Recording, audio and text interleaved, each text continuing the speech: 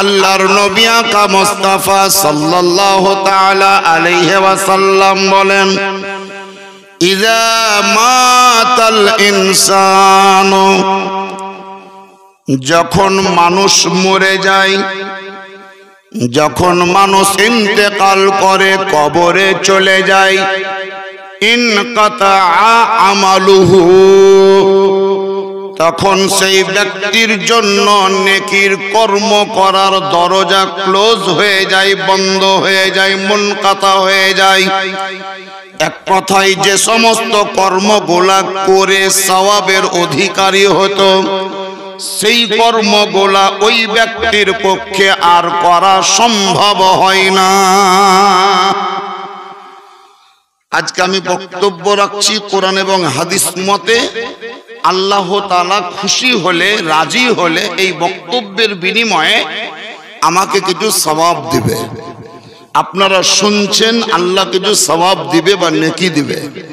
আমি যেদিন মরে কবরে চলে যাব, এই জালসা করতে পারবো? যেটা বলেন পারবো?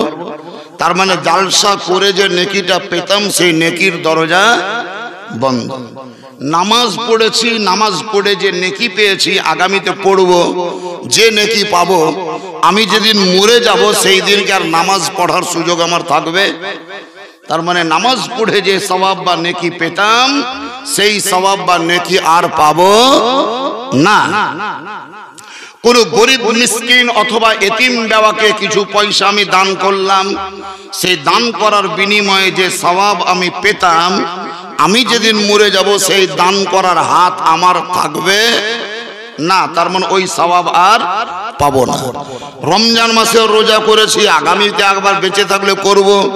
রোজার মাসে রোজা করার ক্ষমতা মরে যাওয়ার পর আর থাকবে না। এক কথায় ইনকাতা আমালুহু, ওই ব্যক্তির আমল করার ক্ষমতা হারিয়ে যায়, হ্রাস হয়ে যায়, শেষ হয়ে যায়, কোনো ক্ষমতা থাকে না। এখন ব্যক্তি মরে গিয়েছে, বাড়ির কি নাম? রুহুল আমিন। খুব ভালো নাম, সুন্দর নাম। উনি বোধহয় ওনার ছেলে, রুহুল আমিন সাহেবের ছেলে। তো রুহুল আমিন সাহেব ইন্তেকাল করেছেন, মারা গিয়েছেন, উনি কবরে চলে গেছেন। এখন তিনি অসহায়, নিরুপায়, সাহারাহীন। কেউ তাকে সাহারা করার মতন কেউ নেই আত্মীয়দের মধ্যে। এখন ওনার হয়তো ধরে নেন যে 50টা নেকি বা সওয়াবের প্রয়োজন, যে 50 বা 10টা সওয়াবের কারণে উনি আটকে আছেন, থেমে আছেন কোন জায়গায়, পাস করতে পারছেন না, পাস করা সম্ভব হচ্ছে না। তো নবী পাক বললেন, নবী করিম সাল্লাল্লাহু আলাইহি সাল্লাম বললেন যে ওই মৃত্যু ব্যক্তির নামে তোমরা ইসালে সওয়াব করো। ইসাল মানে পৌঁছানো, সওয়াব মানে সওয়াব, মানে ভালো কাজ করে যে সওয়াব তোমরা পাবে, সেই সওয়াব ওই ব্যক্তির নামে পৌঁছে দাও। এবার বলে, ধ্যান দিয়ে শোনেন। মেলা তো চাহরুম চাল্লিশা করেছেন বা করছেন, আজকেও হলো। ইসালে সওয়াব কর। ইসালে সওয়াব মানে নেকির কাজ করে তার নামে পৌঁছে দাও বা বকশে দাও। ওই ব্যক্তির নামে যদি শুদ্ধভাবে তেলাওয়াত করতে পারে, এরকম কোন মৌলবি, তালবে ইলম, হাফিজ কারীদেরকে দিয়ে কোরআন শরীফ পড়ানো হয়, এক খতম বা দু খতম, তাহলে পড়লো। ওই কোরআন শরীফ পড়ার বিনিময়ে আল্লাহ তাআলা যে সওয়াব দিবে বা দিয়েছে, সেই সওয়াব ওই ব্যক্তির নামে পৌঁছে দিলাম, মানে এটা ইসালে সওয়াব হলো। নফল নামাজ পড়ে, নফল নামাজ পড়ে পড়ে পড়ে পড়ে আপনি আল্লাহর দরবারে হাত তুলে দোয়া করেন, ইয়া রব্বে কায়নাত, আমি 20 রাকাত বা 12 রাকাত বা 10 রাকাত বা 30 রাকাত নফল নামাজ পড়েছি, এই নামাজ পড়ার বিনিময়ে যে সওয়াব তুমি আমাকে প্রদান করবে, সেই সওয়াব আমার বাপের কবরে পৌঁছে দাও, অথবা আমার স্বামীর রূহের মাগফিরাতের জন্য আল্লাহ তুমি এটাকে কবুল করো, তার আমল নামায় পৌঁছে দাও। তাহলে নামাজ পড়েও সওয়াব পৌঁছানো যায়, কোরআন তেলাওয়াত করেও সওয়াব পৌঁছানো যায়। আর কিসে কিসে যায়? যে 5000 হোক, 10,000 হোক, 20,000 হোক, 30,000 হোক, সেই টাকা তোমার বাপ রেখে যাক আর নাই যাক, তুমি তার বেটা হিসাবে মায়ের জন্য বাপের জন্য মসজিদে 50,000 টাকা দান করো। ওই দান করার বিনিময়ে যে সওয়াব তুমি পাবে, সেই সওয়াব তোমার বাপের আমল নামায় পৌঁছে যাবে। তুমিও নাকি পাবে, তোমার বাপও পাবে। মাদ্রাসায় 10,000 টাকা দান করো, এর সওয়াব তোমার বাপ পাবে। তোমার পাড়াতে একটা গরিব শ্রেণীর মেয়ে, এতিম মেয়ে, বাপ হারা, বাপহীন, বিয়ে লেগেছে, বিয়ে হয়তো দিতে পারছে না, সেই গরিব মেয়েটার বিবাহের ব্যবস্থা করে দাও, তাতে তুমি সওয়াব পাবে। সেই সওয়াব তোমার বাপের আমল নামায় পৌঁছে যাবে। এগুলো সিস্টেম, সাদকায়ে জারিয়া, এটা হচ্ছে ইসালে সওয়াবের আপনার সিস্টেম বা নিয়মের মধ্যে পড়ে। কিন্তু আমরা যে নিয়মটা করেছি, আজকেও ধরে নেন হয়েছে, দুপুর বেলায় মনে হয় 400-500 লোক খেয়েছে। কত কত 400-500 হবে। 400-500 লোক খেয়েছে, তার মানে একটা গোটা না গরু চলে গেছে নাকি? গরু না ছাগল ছিল? গরুই ছিল। এটা গোটা গরু চলে গিয়েছে। তার মানে যে 400-500 লোক এসে খেয়ে গেল, তারা কে কে, কারা কারা? ফুফু, খালা, শাশুড়ি, শাশুড়ির বিটি, শাশুড়ির জামাই, জামাইয়ের ভাই, বিটির যা, ওর ননদ, ফুফা শাশুড়ি, খেলা শাশুড়ি, মেমা শাশুড়ি, এক কথায় আত্মীয় যারা, আত্মীয় যারা, সেই আত্মীয় গুলাকে আপনি বিবাহের মতন নিমন্ত্রণ করে এলেন বাড়ি বাড়ি গিয়ে, যে আমার বাপের 40 হচ্ছে, তা তোমরা যেও। তাহলে আপনার শাশুড়ি এলো, আপনার খালা এলো, বলুন ওই খালাকে খাইয়ে ইসালে সওয়াব হবে, শাশুড়িকে খাইয়ে ইসালে সওয়াব হবে। আজকে যদি ওই গরুটা এই রাত্রে জবাই করতেন, রাত্রে সবাইকে ডাক করে এলান করে দিতেন যে মিলাদ মাহফিল হবে, এক কথায় আমার বাপের ইসালে সওয়াবের উদ্দেশ্যে একটা ধর্মীয় সভা হবে, সেই সভাতে যারা উপস্থিত থাকবে তাদের জন্য কিছু পানাহারের ব্যবস্থা আছে। দুপুর বেলা আপনি খালা, ফুফু, মাসি, শাশুড়িকে না ডেকে রাত্রিবেলায় গরুটা জবাই করতাম, মিলাদ মাহফিলে যারা থাকতো তারাই সবাই খেত। তাদের শাশুড়িও হতে পারে, শাশুড়ির বৌমাও হতে পারে, শাশুড়ির বিটিও হতে পারে, শাশুড়ির বোনও হতে পারে, কিন্তু যারা খেয়ে চলে গেল, আজকে আপনার বাপের দুয়া হবে, এই দুয়ার মাহফিলে কই ওরা কই, কোন নিয়তে খাওয়ালেন, কোন উদ্দেশ্যে খেয়ে গেল তারা? আপনি কি বিটির বিয়ে লাগিয়েছেন না বেটার বিয়ে লাগিয়েছেন যে শাশুড়িকে ডেকে গরু খাইয়ে দিলেন, খালাকে ডেকে গরু খাইয়ে দিলেন? কোন খালা, কোন শাশুড়ি? আপনার শাশুড়ি আপনার বাপের জন্য দোয়া করেনি, বরং কেটলিতে ভরে মাংস নিয়ে পালিয়ে গেছে, কেটলিতে ভরে মাংস নিয়ে গিয়েছে, ওর জায়ের জন্য নিয়ে গেছে, আর বহিনের জন্য নিয়ে গিয়েছে, আর ছোট বহু আসতে পারেনি, ওর জন্য বেঁধে নিয়ে গিয়েছে। আবার কেউ যদি মাংস না পেয়েছে, আপনাকে গাল দিতে দিতে গিয়েছে, ওকে দিলে আমাকে দিলে, ওকে দিলে আমাকে দিলে, ওকে দিলে আমাকে দিলে, ওর বাড়ি আর আসবো না, জিন্দেগিতে আসবো না। কি হলো আপনার লাভ? লাভটা কোন জায়গায়? আল্লাহর নবী আকা মুস্তাফা বলেন ইসালে সওয়াব করো, ইসালে সওয়াব করো। হ্যাঁ, এই ধর্মসভাটা আপনি দুপুরেও করতে পারতেন, দুপুরেও করতে পারতেন, যদি দুপুরেরই নিয়ত ছিল, রাত্রে না করে দুপুর বেলাতেই 10টার সময় জালসা মিলাদ শুরু করে দেন, 12টা অথবা 1টা পর্যন্ত মিলাদ করেন। একদম খালা, ফুফু, মাসি, চাচি, শাশুড়ি, পাড়ার লোক, আত্মীয় স্বজন, তারপরে পাড়া পড়োশি যারাই ওই মিলাদ মাহফিলে হাজির হয়েছিল, তাদের সকলকে একসঙ্গে নিয়ে আপনার আমার বাপের জন্য হাত তুলে দোয়া করলাম, ফাতিহা হয়ে গেল। এবার যারা উপস্থিত ছিল সব বসে যাও, খেয়ে নাও, চলে যাও। তাহলে সিরনি হিসাবে খেয়ে গেল। দুপুরে খাওয়ালাম কোন নিয়তে? বেটার বিহার খানা, বিটির বিহার খানা, আপনার পোতার মুসলমানের খানা, কোন খানা খাওয়ালেন, কিসের জন্য খাওয়ালেন? এটা আমাদের একদিক থেকে যদি বলেন ভাবিয়েন না যে আমি অন্য মাযহাবের মৌলবি আবার বলিয়ে না, দেওবন্দি মৌলবি বলিয়েন না। এগুলা বলার জন্য হয়তো অনেকে আবার দেওবন্দিও ভাবতে পারে, ফারাজিও ভাবতে পারে, লামোঝাবিও ভাবতে পারে, কিন্তু আমাদের মধ্যে কিছু সিস্টেমের ভুল আছে, সিস্টেমের মধ্যে গল্লত আছে।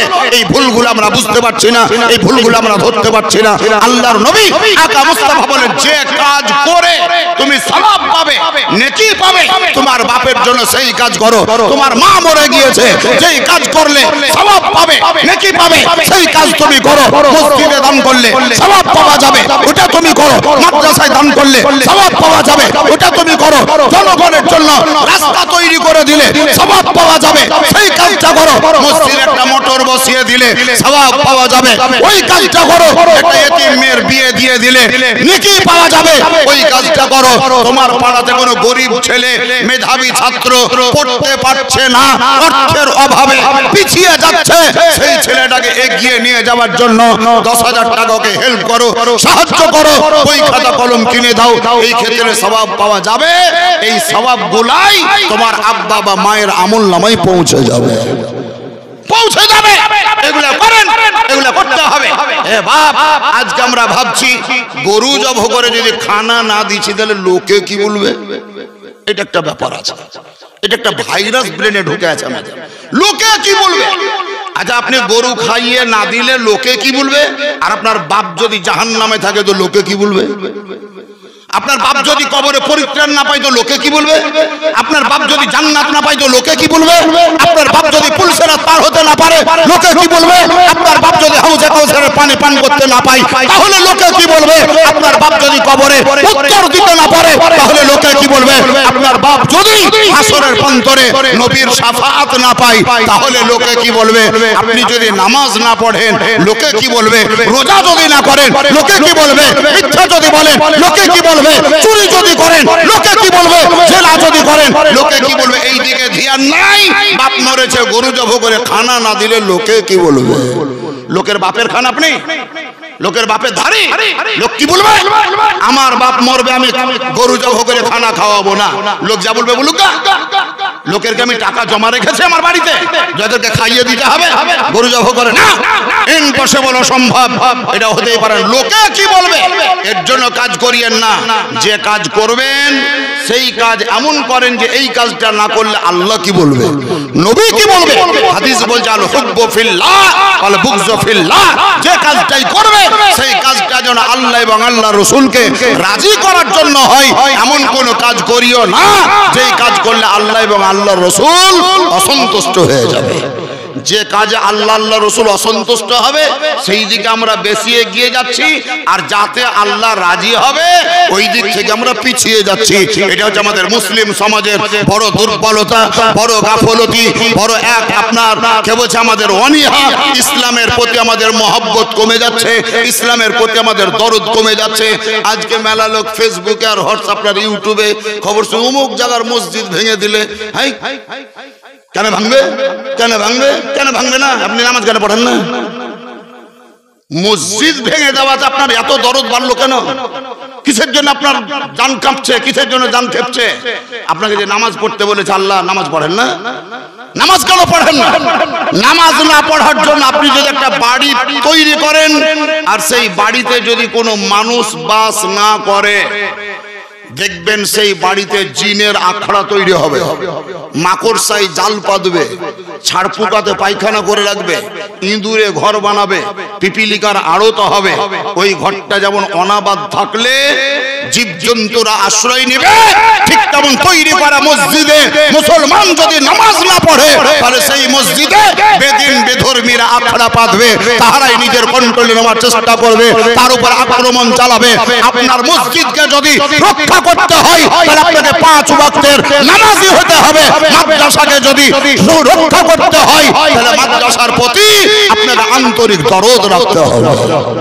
মসজিদে নামাজ পড়তে গেলাম না, মাদ্রাসার লক্ষ্য রাখলাম না, তালবিলিম কি খেতে পেলো কি পেলো না সেই দিকে কোনো খেয়াল নাই। তারপর আবার তালবিলিমকে তো লক্ষ্য করলাম না, কোনো ছেলেকে আবার দেখে এমনও বলছি পরের বাড়িতে খেয়ে একবার পাহলওয়ান হয়ে গেছে, পরের বাড়িতে খেয়ে একবার পাহলওয়ান হয়ে গেছে। আপনি কদিন খাওয়ালছেন? আর আপনি যদিও বা খাইয়েছেন, আপনি কি নিজের খাবার খাইয়েছেন? না, অসম্ভব। কোন সন্তান মায়ের পেট থেকে দুনিয়াতে আসার সময় খাবার বেঁধে আনে না। আল্লাহ তাআলা তাকে পুটলি বেঁধে পাঠাই না, আর কেটলিতে করে ভাত দিয়েও পাঠাই না। যেমনই দুনিয়াতে চলে আসে আল্লাহ সঙ্গে সঙ্গে তার আগেই তার মায়ের বুকে আল্লাহ তাআলা কুদরতি ক্ষমতায় খাবার দিয়ে পাঠিয়ে দেয়। তার বুকে খাবার সঞ্চার হয়। যেমন যেমন আপনি দুনিয়াতে এসেছেন আল্লাহ তার ব্যবস্থা করে দিয়েছে, আল্লাহ তার সরঞ্জাম তৈরি করে রেখেছে। আপনি বাগানের মালিক হবেন, আগে তো জানতেন না। আপনি পাকা বাড়িতে বাস করবেন, আগে তো জানতেন না। 10 লাখ টাকার মালিক হবেন, আগে তো জানতেন না। আপনি পায়জামা পাঞ্জাবি 1500 2000 টাকা দামের কাপড় পরিধান করবেন, এটা তো জানতেন না। আপনি সুবহানাল্লাহ মোটরসাইকেল চালাবেন, এটা তো জানতেন না। টাটা সুমো কিনবেন, এটা তো জানতেন না। আপনি কোটি কোটি টাকার মালিক হবেন, এটা তো জানতেন না। মানুষ দুনিয়াতে এসে কোটিপতি হয়, দুনিয়াতে এসে লাখপতি হয়, দুনিয়াতে এসে বড় লোক হয়, দুনিয়াতে এসে আপনার মাস্তান হয়, দুনিয়াতে এসে ইমানদার হয়, দুনিয়াতে এসে কেউ নবীর দুশমন হয়, আবার কেউ নবীর প্রেমিক হয়। আপনি নবীর প্রেমিক না দুশমন এটা ভেবে দেখেছেন কোনোদিন? এই বাড়িটারই কথা বলছি, আমার অজানা অবস্থায় বলছি, কেউ রাগডাগ করিয়েন না। বাড়িতে হয়তো 6 জন সদস্য আছে, সব মিলিয়ে 6 জন বা 7 জন হয়তো সদস্য আছে, বা 5 জন। পরীক্ষা করেন, জিজ্ঞাসা করেন যে মিলাদ করেছে কি নাম আপনার? ফরিয়াদ। ফরিয়াদ মানে দরখাস্ত। নামাজ পড়ে, জুম্মা পড়ে, মানে সপ্তাহে একদিন খেলেই হবে। খাবার 3 বার খেতে হয় না, একবার। দিন মানের মধ্যে কবার খাবার খান? 3 বার খান, একবার খেলে হবে না? সপ্তাহে একদিন খাবেন, তাহলে হয়ে যাবে। তাহলে ফরিয়াদ বাড়ির গার্জেন, ও সপ্তাহে একদিন নামাজ পড়ে। আর স্ত্রী কদিন পড়বে? ও জুম্মা পড়ে না, ও জুম্মার দিনেও পড়ে না। এমনকি রোজার মাসেও হয়তো রোজা রাখে না। ও তো নিজেই ঠিক নাই, স্ত্রীকে ঠিক করবে কি করে? নিজেই ঠিক নাই। বিটিকে ঠিক করবে কি করে? নিজেই ঠিক নাই। বৌমাকে শাসন করবে কি করে? রাগ করিয়েন না।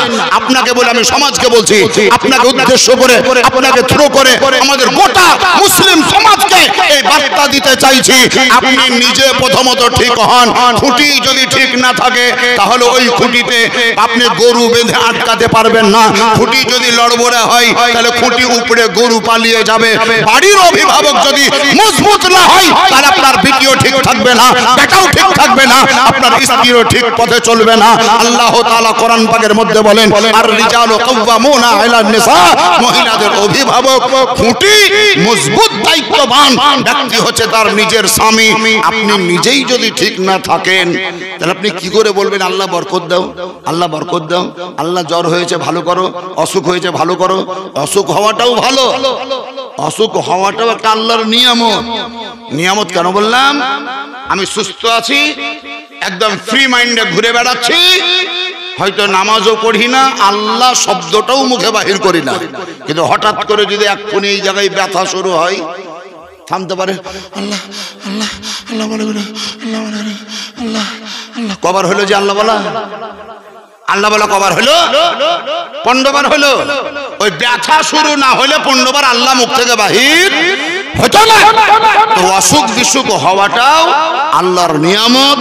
অসুখ বিসুখ যেমন যেমন হবে মানুষ আল্লাহকে বেশি বেশি স্মরণ করবে, আর আল্লাহর তৌজিফা পড়বে, আল্লাহর জিকির করবে, আল্লাহর তাজকিরা করবে, আর ওই বাহানাতেই আল্লাহ নিজের ঈমানদার ব্যক্তিদের সাগীরা কাবীরা গুনাহকে মাফ করে দেবে। অসুখ, জ্বর, সর্দি, শ্লেষা, কাশি ইত্যাদি অক্ষা যক্ষা যত আছে সব রকমের অসুখ হওয়া ভালো। এটাকে অনেকে ভাবছে বড় লোক, কত কত বড় লোক থেকে গেল, ওদের বাড়িতে কোনো রোগ বালা নাই, আর আমার মতন গরিবের বাড়িতে সব রোগ ঢেলে দিয়েছে। আল্লাহর বিচার নাই, ইনসাফ নাই। আল্লাহ দেখতে পাই না যে আমরা খাইতে পাই না, আল্লাহ দেখতে পাই না যে আমরা খাইতে পাই না। কথাগুলা বলা ঠিক হলো না ভুল হলো? বলেন ঠিক হলো না ভুল হলো? ভুল হলো। এগুলো বলার মতন লোক দুনিয়াতে আছে না নাই? বলে না? কিছু জন বলছো ইমান কমজোর, ইমান দুর্বল, মৃত্যু গ্যারান্টি মোটেই হবে। মরণের হাত থেকে বাঁচার জন্য কালিয়াচকের হাসপাতাল তৈরি হয়নি, আর খাজা বাবা নার্সিং হোম তৈরি হয়নি, আর মৃত্যুর হাত থেকে বাঁচার জন্য পিজি হাসপাতালও নয়, এনআরএস হাসপাতালও নয়, বেঙ্গালোরের কোন হাসপাতাল আপনাকে মৃত্যুর হাত থেকে বাঁচাতে পারবে না। হয়তো পেটে ব্যথা হচ্ছিল, ব্যথাটা কমাতে পারবে, ব্যথাটা সলভ করতে পারবে। দাঁতে যন্ত্রণা হচ্ছিল, সেটা কমাতে পারবে। চোখে কম দেখতে পাচ্ছিলেন, চোখের পাওয়ার বাড়িয়ে দিতে পারে। আপনার দাঁতটা লড়বড় করছিল, মজবুত করে দিতে পারে। শরীরে জ্বর ছিল, জ্বরটাকে ছাড়াতে পারে। আপনার শরীর কাঁপছিল, স্টিল বানিয়ে দিতে পারে। কিন্তু মৃত্যুর হাত থেকে অতীতে কেউ বাঁচাতে পারেনি, বর্তমানেও কেউ পারে না, অদূর ভবিষ্যতেও কেউ বাঁচাতে পারবে না। কোরআন ঘোষণা করছে কুল্লু নফসিন যায়িকাতুল মউত, হর নফস কো মউত কা মজা চখনা है। আইনা কুনতু, আপনার আল্লাহ তাআলা বলছেন আইনা মা তাকুনু ইউদরিকুমুল মাউত ওয়ালাউ কুনতুম ফি বুরুজিম মুশাজ্জাদা। হে আমার বান্দা বান্দিরা, তোমরা যেখানেই থাকো, যে কোনো অবস্থায় থাকো, মৃত্যুর টাইম হলে, মৃত্যুর সময় হলে মৃত্যু তোমার নিকটে পৌঁছে যাবে, পৌঁছে যাবে, পৌঁছে যাবে। সুবহানাল্লাহ। আজকে আমি বাড়ি থেকে এসেছি, আমার মা জানে যে আমার বেটা জালসা করতে গেল, আমার আব্বা জানে জালসা করতে গেল, আমার স্ত্রী জানে জালসা করতে গেল, আমার 6টা বেটা বেটি তারাও জানে যে আমার আব্বা জালসা করতে গিয়েছে। কিন্তু ওরা তো মনের মধ্যে একটা আকাঙ্ক্ষা রেখেছে যে সকালবেলায় কিংবা ভোরবেলাতেই মাওলানা সাহেব বাড়ি এসে হাজির হবে। আমিও হয়তো বাড়িতে বলে এসছি যে জালসা করে রাত্রিবেলাতে গাড়ি ধরে ভোর ভোর বাড়ি পৌঁছে যাব, এরকম বলা বলি হয়েছে। কিন্তু বলুন, আমি বাড়ি পৌঁছাতে পারবো এর গ্যারান্টি আছে? আমাকে ওরা দেখতে পাবে জীবিত অবস্থায়, এর প্রতি গ্যারান্টি দিতে পারবো? আমি আমার স্ত্রীকে গিয়ে দুটো কথা বলতে পাবো, আমার মায়ের হাত ধরে ক্ষমা চাইতে পাবো, বাপের হাত ধরে ক্ষমা চাইতে পাবো, এই সুযোগটা আমার আছে, এটাকে আমি বলতে পারবো? বলতে পারবো না। এর জন্য নবী পাক বলেছেন, যখনই তুমি বাড়ি থেকে সফরে বেরিয়ে যাবে, তখন তুমি আল্লাহর উপর ভরসা করে বেরিয়ে যাও এবং বাড়িতে যে সদস্যগুলো থাকবে তাদেরকে সালাম দিয়ে কথা বলে মুখে হাসি দেখে তুমি বেরিয়ে যাও। কেন? ফিরে এসে কথা বলার সুযোগ তোমার নাও হতে পারে, ফিরে এসে কথা বলার সুযোগ নাও হতে পারে, কোনো গ্যারান্টি নেই। আপনি কোন ভরসায় ছুটাছুটি করছেন? কোচের আশায়? কোন ভরসাতে, কোন তাকতে, কোন শক্তিতে আপনি বসে আছেন? উঠতে গিয়ে মাথা ঘুরে পড়বেন, টুক করে মরবেন। দাঁড়িয়েছিলেন, বসতে গিয়ে হয়তো উল্টে যাবেন, প্যারালাইসিস হবে, 3 দিন পরে মরে যাবেন। এমন হতে পারে বলতে বলতে আপনার বাকশক্তি হারিয়ে যাবে, দেখতে দেখতে আপনার চোখের জ্যোতি হারিয়ে যাবে। জানেন, বড় দুঃখ পেয়েছিলাম, বড় আপনার কষ্ট লেগেছিল আমার অন্তরে। আমি মুর্শিদাবাদের কোন একটা গ্রামে জালসায় গিয়েছিলাম এই 2024 সালের ডিসেম্বরে। মসজিদের উন্নতি গল্পে জালসা, বক্তব্য চলছে, মসজিদের জন্য কালেকশন করছি। এক ভদ্রলোক আমার সম্মুখে এলেন, কাউরির ঘাড়ে হাত দিয়ে, একদম ধরফরা জোয়ান, বয়স কত হবে? খুব বেশি 34 থেকে 35 বছর বয়স হবে। একজনের ঘাড়ে হাত দিয়ে সাহারা নিয়ে উনি আমার সামনে এসে 500 টাকা দিলেন। আর কানের একটা কি বলেন, কানের গহনা গুলাকে কি বলেন আপনারা? দুল বলেন নাকি? হ্যাঁ, মায়েরা যে ব্যবহার করে, বালি। আচ্ছা, বালি হোক না, যা হবে হোক না, বালির দাম প্রচুর এখন। 100 সেফটি বালির দাম হচ্ছে 6000। বালির দামও কম লাগে, তবে ওইটা মাঠের জমির বালি, নদীর বালি। আর কানে যেগুলো ব্যবহার হয় ওগুলো সোনার বালি। এটা বালি মানে গহনা, গয়না। ওইটা হাতে করে নিয়ে এলো, 500 টাকা নিয়ে এলো, আমার হাতে দিল যে হুজুর একটু দোয়া করিয়ে দিন। আমি বলি এই ধরফেরা জোয়ান। তো যে লোকটা ঘাড়ে মানে ধরে নিয়ে এলো, সেই ছেলেটা বলছে, হুজুর জানেন, এই লোকটা যাকে দেখছেন মাত্র 21 দিন পূর্বে, 21 দিন আগে, আজকে জালসা হচ্ছে ওই জায়গার বলছে, 21 দিন আগে আর চোখের জ্যোতি ঠিক ছিল, সুন্দরভাবে দেখতে পাচ্ছিল, ছেলে মেয়ে সবই আছে, বিয়ে শাদী সব হয়েছে, সাংসারিক জীবনে কর্ম করে খাচ্ছিল, সংসার পরিচালনা করছিল, রাত্রিবেলায় ঘুমিয়েছে, সকালবেলায় উঠে দেখছে তো হঠাৎ করে চোখে দেখতে পায় না, হঠাৎ চোখে দেখতে পায় না। আচ্ছা বলেন তো, আপনার আমার ক্ষেত্রে ওই ঘটনা ঘটতে পারে না? পারে না? অবশ্যই পারে। আপনি রাত্রিবেলায় ঘুমালেন, সকালবেলায় উঠবেন, কোনো যেমন গ্যারেন্টি নেই। এর জন্য ঘুমাবার সময় একটি দুয়া পড়ে ঘুমাতে হয়। আল্লাহুম্মা বিইসমিকা আমুতু, হে আল্লাহ আমি তোমার নাম নিয়েই ঘুমাচ্ছি। আল্লাহুম্মা বিইসমিকা আমুতু ওয়া আহইয়া, এবং তোমার নাম উচ্চারণ করে আমি জাগ্রত হব। তুমি আমাকে জীবিত করবে, তুমি আমাকে জিন্দা করবে। এই ঘুমিয়ে যাওয়াটাও এক প্রকারের মরণ বা মৃত্যু। মৃত্যু। আপনার হাত পা কোথায় থাকে না থাকে আপনি আদৌ কিছু বুঝতে পারেন না। কত জোরে জোরে নিঃশ্বাস ফেলছেন, নাক ডাকছেন, আপনি আদৌ বুঝতে পারেন না। আর সকালবেলা আপনার বেটা বিটিরা বলে বা আপনার স্ত্রী বলে, বাপরে তুমি নাক ডাকছো জি, মনে হচ্ছে চোর বাড়িতে ঢুকবে না, এত জোরে জোরে নাক ডাকছেন, কিন্তু আপনি আদৌ জানেন না।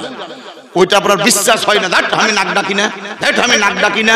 তো চালাক বাড়ি হলেও আবার রেকর্ডিং করে রেখেছে, এই দেখো নাক ডাকা শোনো, রেকর্ডিং করে রেখেছে। নাক ডাকেন আপনি বুঝতে পারেন না, আপনার হাত কোথায় থাকে বুঝতে পারেন না, আপনি কোন সময় আপনার মাথা চুলকান বুঝতে পারেন না।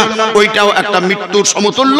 যার জন্য আল্লাহর নবী বলেছেন রাত্রিবেলায় যখন ঘুমাবে তখন তুমি দেখো যে তোমার দায়িত্বে এশার নামাজ আছে না নাই। যদি এশার নামাজ না পড়েছো তাহলে খবরদার ঘুমায়ও না। সুবহানাল্লাহ বলেন। নবী বলেছেন যদি এশার নামাজ না পড়েছো খবরদার ঘুমায়ও না। এশার নামাজটা আগে আদায় করো, তারপরে তুমি ঘুমাও। কেন? সকালবেলায় উঠবে কোনো গ্যারান্টি নেই, সকালবেলায় তুমি জিন্দা উঠবে, দুনিয়াতে চলাফেরা করবে কোনো গ্যারান্টি নেই। হতে পারে যে এই এশার নামাজটাই তোমার জীবনের শেষ নামাজ। সকালবেলায় উঠে ভোরবেলায় উঠে আল্লাহর নাম লও, ফজরের নামাজ পড়ো।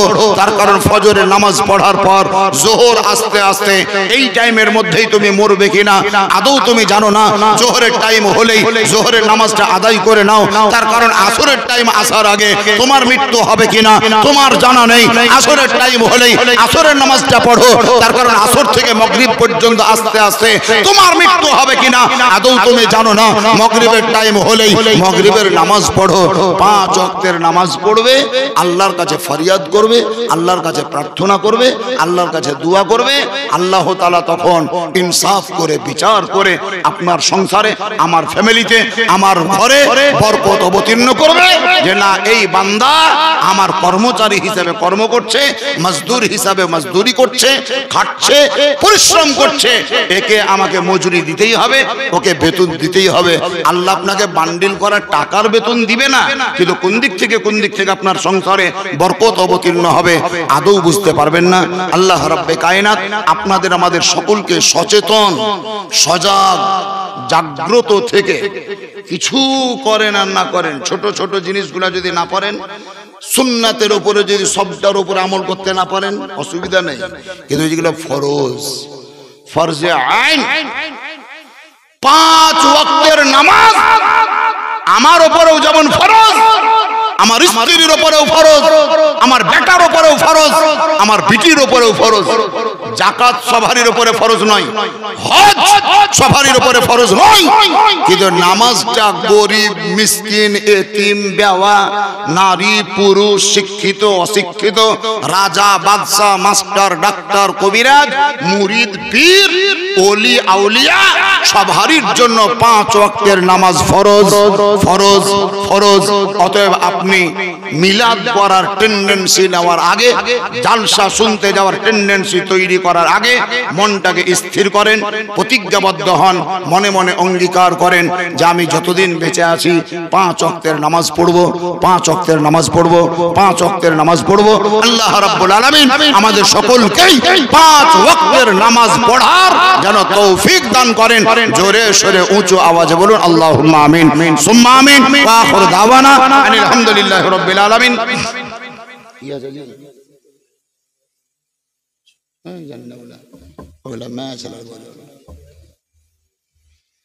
দেখা দরুদ শরীফ পড়েন। আল্লাহুম্মা সাল্লি আলা মাওলানা মুহাম্মদ ওয়া আলা আলি মাওলানা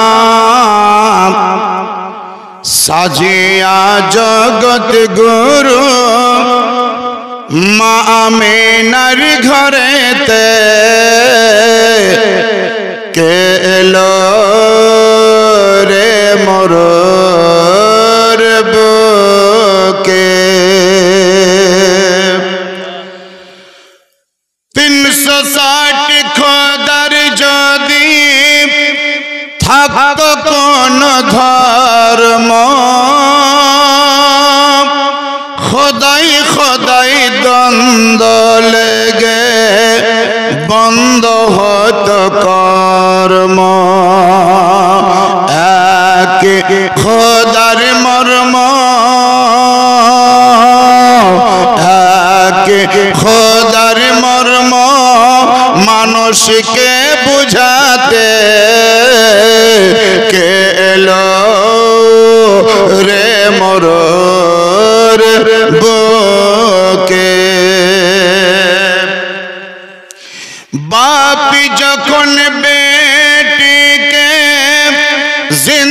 দাফন করে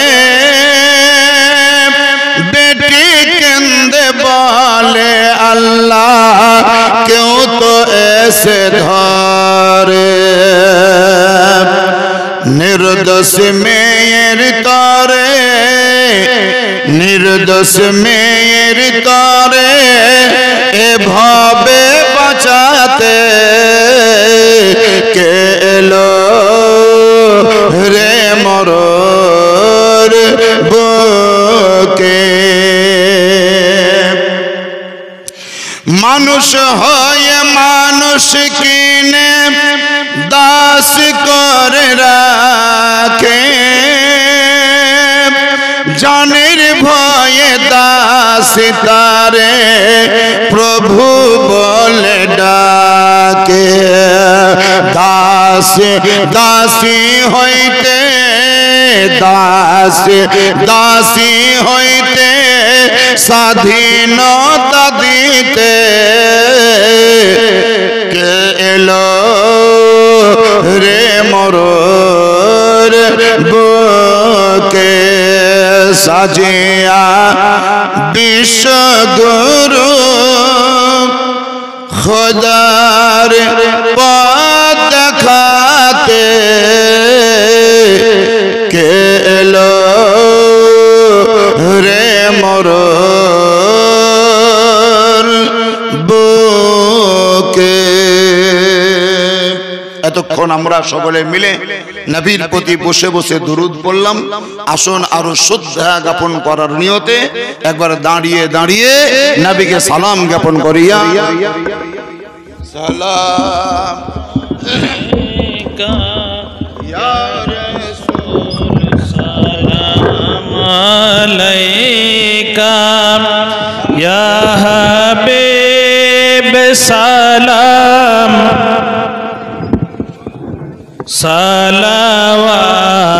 সালাওয়াতুল্লাহ ইয়া রাসূলুল্লাহ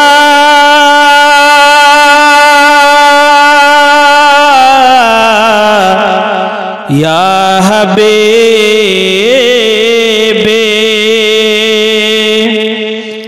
গর্ভেতে পিতা হারালেন শৈশবে মাকে হারালেন ধরাতে এতিম সাজিলেন শোকেতে জগৎ কাঁদালেন ইয়া নবী সালাম আলাইকা ইয়া রাসূল সালাম আলাইকা ইয়া হাবিব সালাম আলাইকা সালাওয়াত ইয়া রাসূলুল্লাহ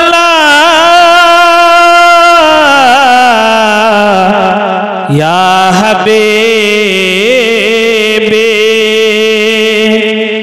গুনাহগার গুনাহের ফলে যাই যদি দোজখের দলে ডাকিও আপন বলে রাখিও চরণ তলে ইয়া নবী সালাম আলাইকা ইয়া রাসূল সালাম আলাইকা ইয়া হাবিব সালাম আলাইকা সালাওয়াতুল্লাহ আলাইকা আসসালাতু ওয়াসসালামু আলাইকা ইয়া রাসূলুল্লাহ আসসালাতু ওয়াসসালামু আলাইকা ইয়া হাবিবাল্লাহ ওয়া আলা আলিকা ওয়া আসহাবিকা ইয়া শাফিয়ানা ইয়াউমাল জাযা বালাগাল উলা বিকামালিহি কাশাফাত দুজা বিজামালিহি হাসনাতু জামিউ খিসালিহি সাল্লু আলাইহি ওয়া আলিহি।